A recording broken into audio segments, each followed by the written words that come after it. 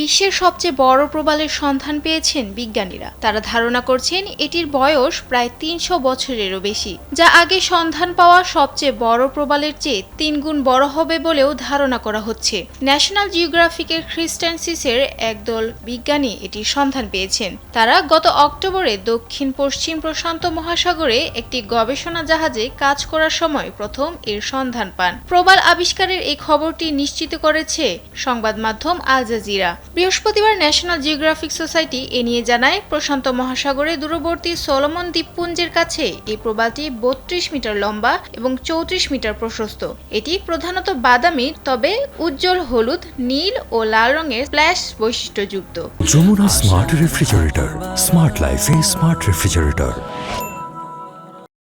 এই প্রবালটির পরিধি ১৮৩ মিটার বলে জানিয়েছেন তারা। নতুন আবিষ্কৃত কাঠামোটি একটি স্বতন্ত্র প্রবাল, যা শত শত বছর ধরে নিরবচ্ছিন্নভাবে বেড়ে উঠেছে।